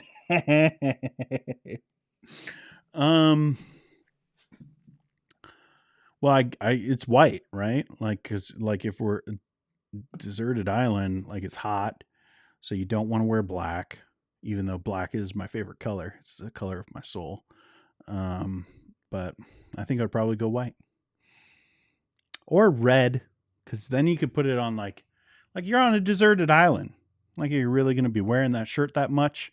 You could put it on like a stick, and it's like a flag of like, come and find me. Castaway is one of my favorite movies. There was another one. Okay. Heidi says, question, how large is your vinyl collection? Not large enough. I started collecting vinyl back in 2012. 2012. I started collecting. I don't have that much. I maybe have like 60 records, like very small. I quickly found out how expensive it would be to continue that collection. I love collecting things. Like you could see it. Like, let's move the chat. You can see it in the background. Like, this is not stuff I bought for my set. Like, these are all just things I have, and I've got so much more. Like, I like things. I think they're cool, and I like collecting different things. Right now, I'm kind of getting into collecting VHSs. All right. Like, I've got a huge box of them over there that I got for like, I think I paid $10, and I use them in the background for like the movie stuff. And I might just keep them there. I don't know. I don't know if anyone cares. Maybe cover it with a couple of theology books on Mondays, then leave it alone for Fridays. But I like collecting different things. I collect Lego in a way, although I don't have much room for Lego. My kids buy me sets, and like I just have a bunch of them now. Like, it's been like, what? How long have I had kids? Like 10 years. And like, I get them for like Father's Day and birthdays and stuff like that, because I like Lego, and so I just have a lot of Lego now. Yeah, but vinyl is also there. I collect mostly like 60s, 70s stuff. Man, there was a time when I was pastoring in Minnesota, I had like, they gave us the parsonage, and it was a 5-bedroom house for me and my wife, who didn't have kids yet. So it was like really cool, but also like really daunting, because we came like, good night, bud. Like, we didn't have money. And that was like part of the whole thing of having the parsonage.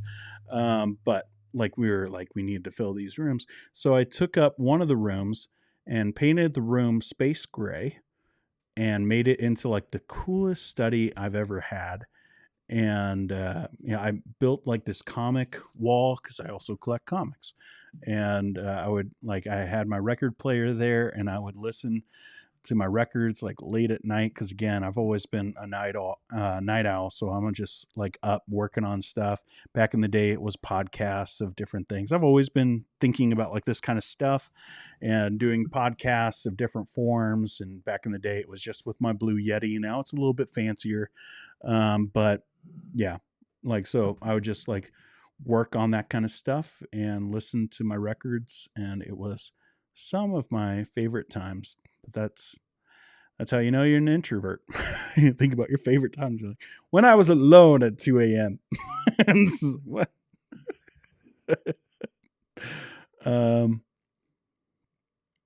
Let's see.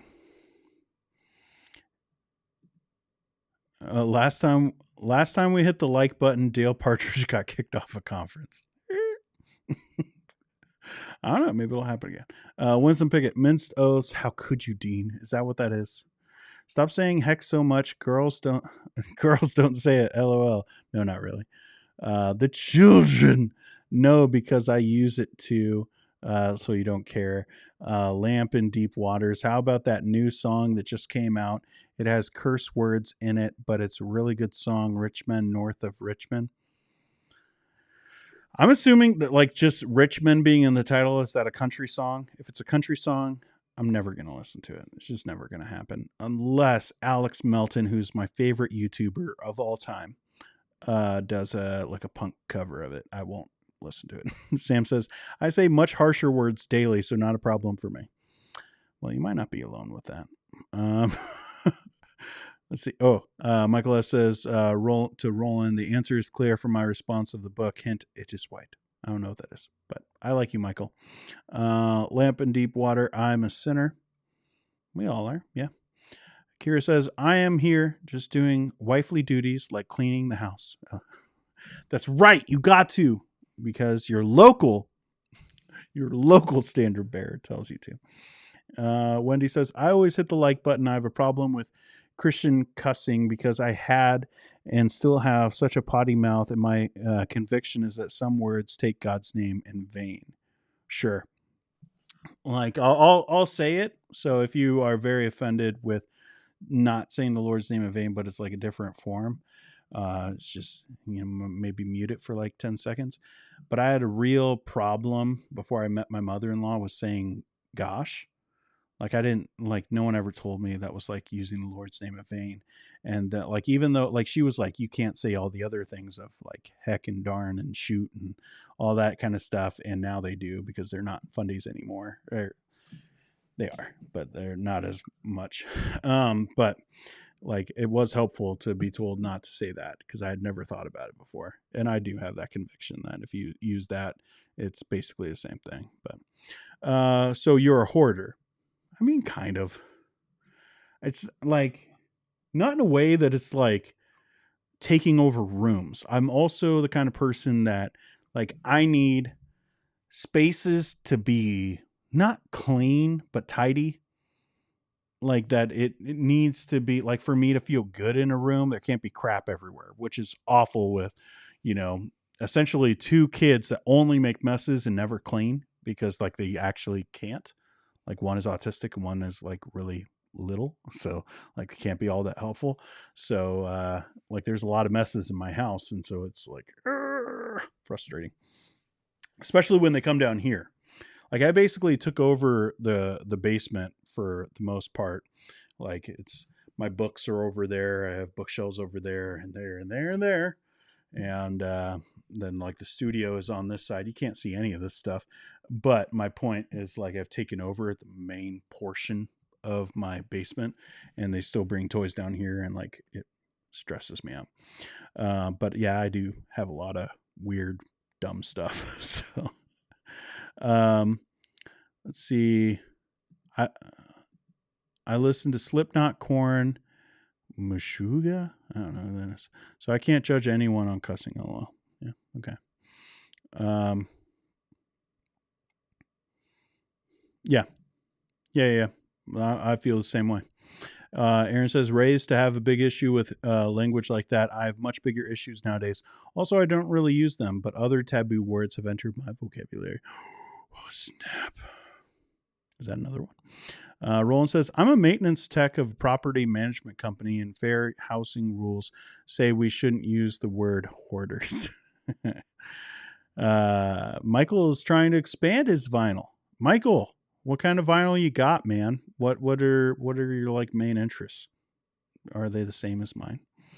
Lamp in Deep Waters. Cussing is something that's harder if you're around it or can't control the tongue. I have to pray all the time.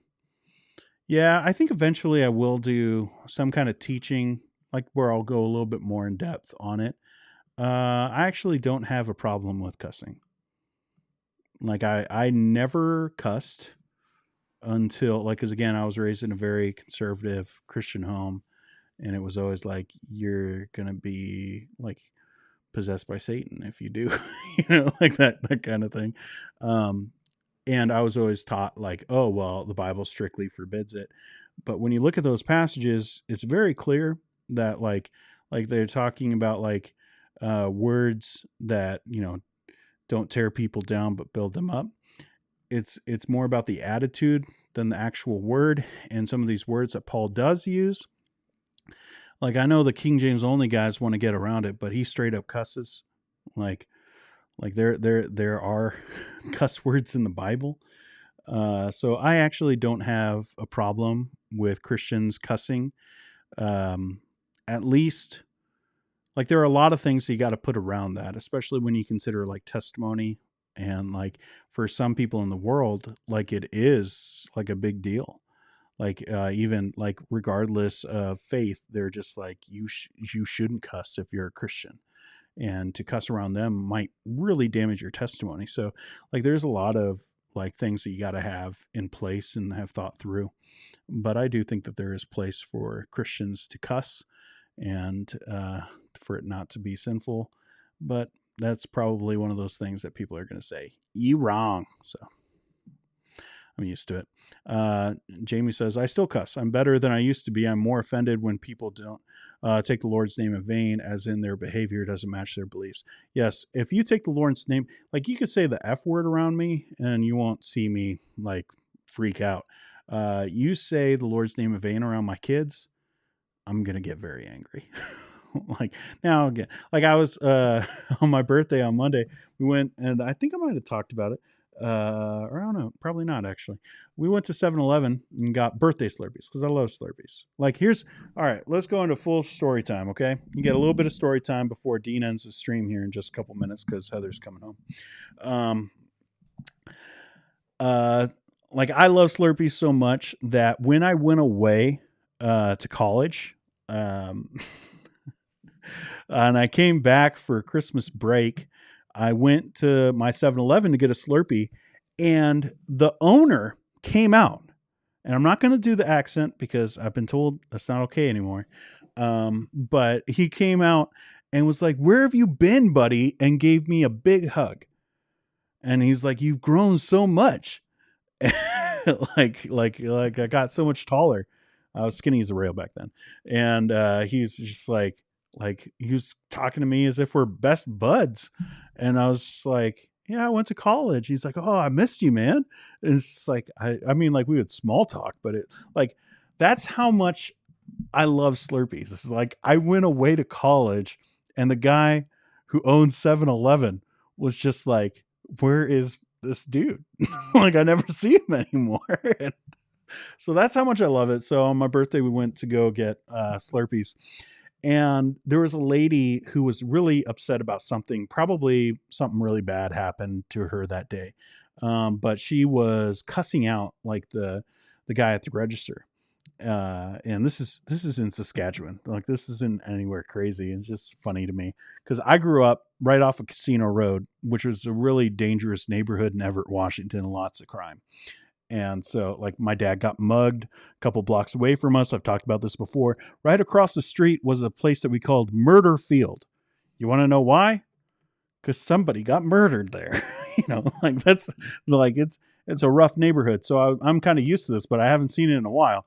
And so this lady is cussing out like the guy at the register because he didn't give her the right change.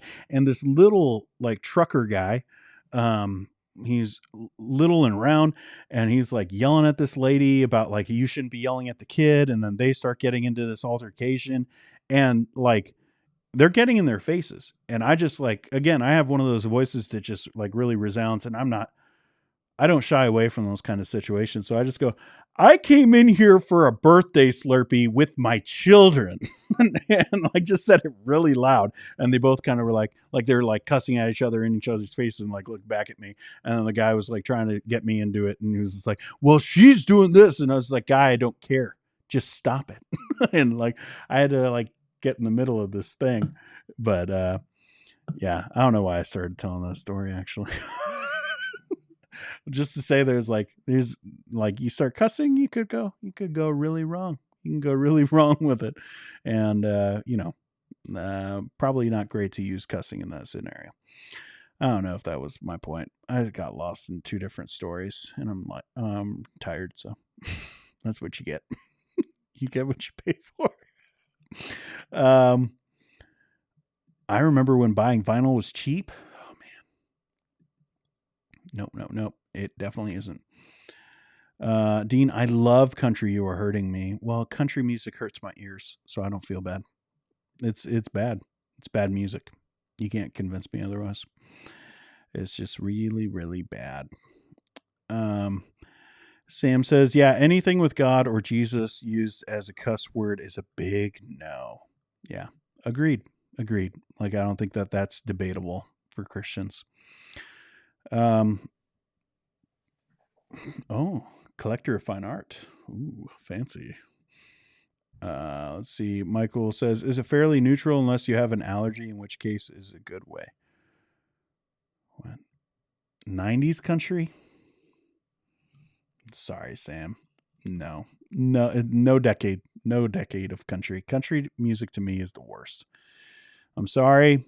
You could think like my favorite stuff of like early 2000s punk is awful. That's okay. But I think that country music as a whole is just terrible. Pamela, 90s rock and alternative is what we listen to on drives or singer-songwriter stuff, old and new. Yeah, I listen to a lot of folk music. I listen to a lot of the music that my mom listened to, and I always have. Like, that was some of our special moments. Was I spent a lot of time in the car as a kid, and I still don't really understand why.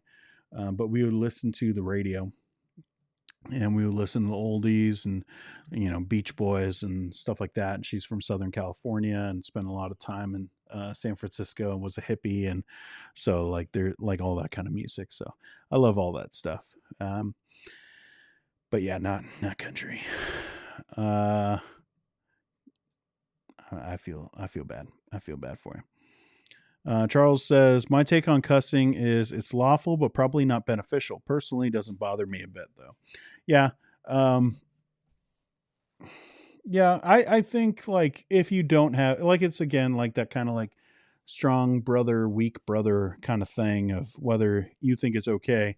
But I do think that there are scenarios where even if you cuss on a normal basis as a Christian, like it's just part of your vocabulary, and you don't have any guilt about that. You're fully convinced in your own mind that that specific word is okay in the context that you use it, and moderation and blah blah blah, all the other caveats. I do think that there are specific situations where it's just wrong.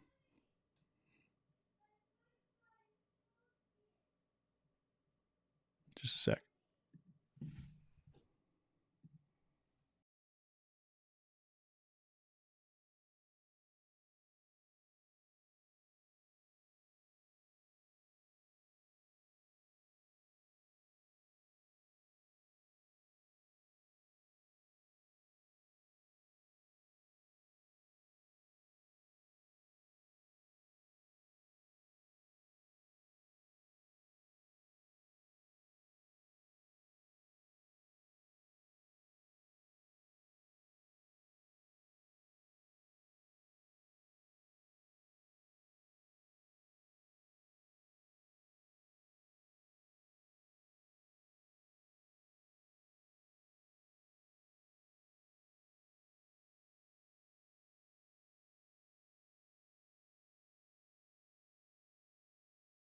All right, guys, we're going to end the stream. I'll read the stuff after. We had a pumpkin that broke a toy, and someone is very upset. So we will come back on Monday for Underdog Theology. You all right? He's very, very upset about this toy. All right, we'll see you in the next one. Where's my button? There it is. Bye.